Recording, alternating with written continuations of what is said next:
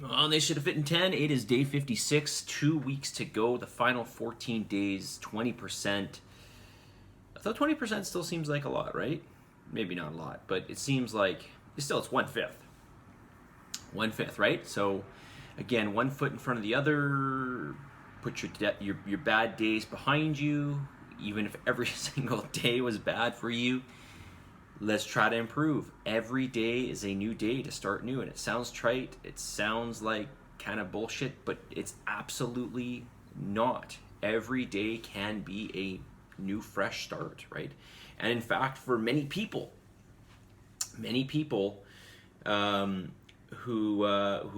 you hear all these success stories of business or athletics or whatnot, a lot of these people, come from backgrounds where, it was what appears to be, just not good times for a long time, and, or they had some sort of a period of enlightenment where they decided to change, and they changed, and they focused, and they settled down, and they, things don't happen overnight, right? Things don't happen overnight.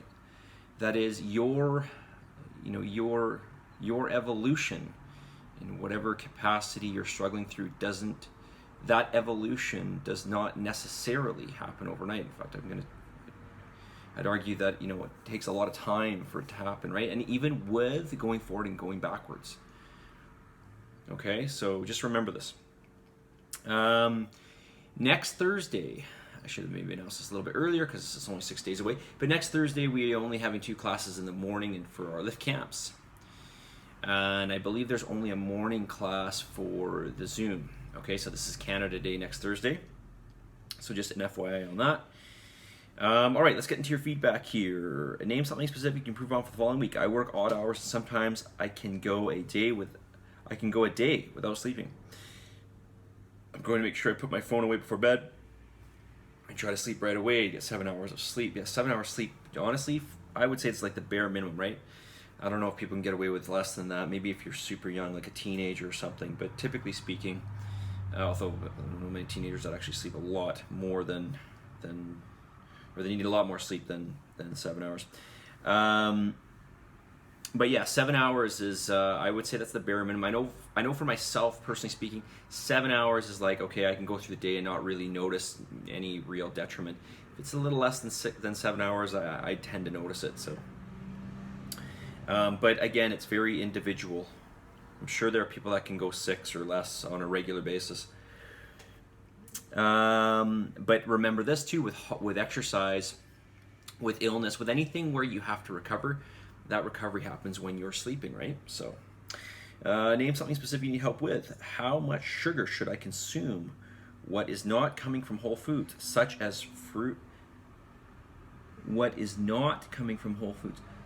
Like eating hot sauce and protein bars that you didn't recommend. Okay, well, I'd like to know what ingredients are in there. If they're actual sugar, like refined sugar, like I would try to stay away from that altogether, right? Just because you're typically not getting a lot of nutrients with that. So it's not necessarily so much that it's this, quote, refined sugar and there's something special and bad about it. It's just that there's just no nutrients that come along with it.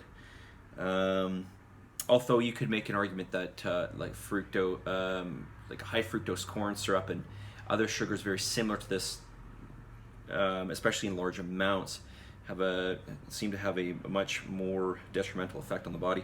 Also, rice cakes and powdered peanut butter. I don't know what is appropriate amount of sugar I can consume from non-whole foods. I'm going to just say to you to minimize it. I know this is probably not the answer you're looking for. You want me to tell you 20 grams or 30 grams.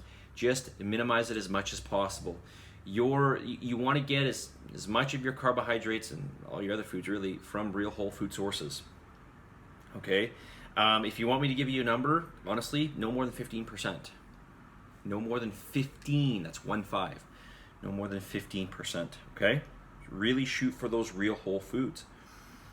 Okay, now there may be some sugars in foods that you think might be bad that aren't. Your protein bars might be, there might be, I don't know, isobars have berries in them, like cranberries and blueberries, etc.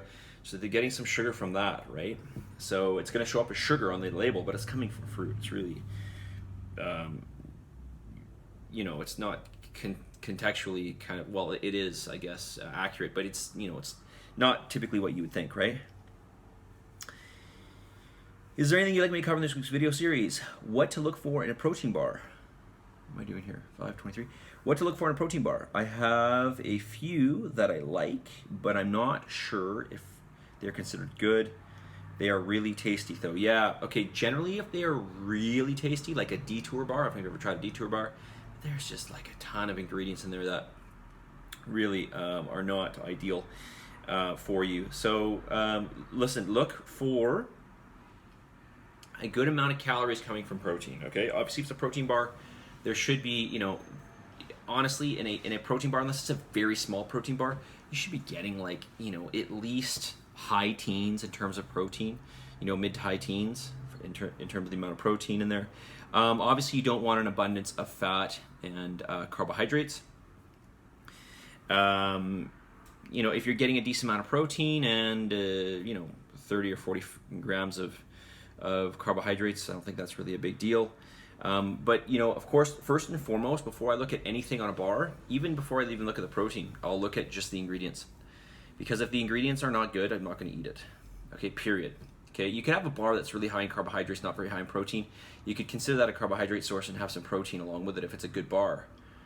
So you see what I'm saying? So it's not necessarily that the macronutrients are imperative in this case. You can still use it for whatever, macro we want to use it for. Okay, it's again, like if it's a bar that's just very high in carbohydrates, we could consider it a carbohydrate source, right? So look at the ingredients. Again, look for real whole food. There can be ingredients on there like sodium chloride. And you might be, oh, that doesn't sound very good, but it's just that's just salt. Okay. There might be some other things in there. Cottage cheese at 8, it's got something called polysorbate 80 in there, and it's like, Jesus, that doesn't sound very good.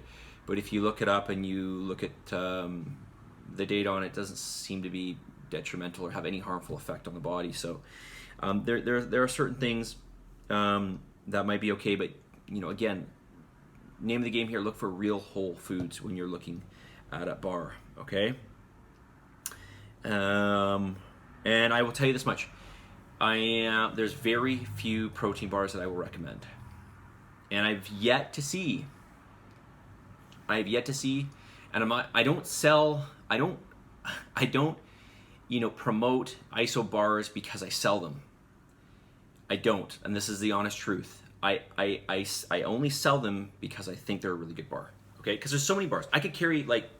There's many bars out there I could carry, right? And I'll be honest with you, I don't really make very much money off the ISO bars.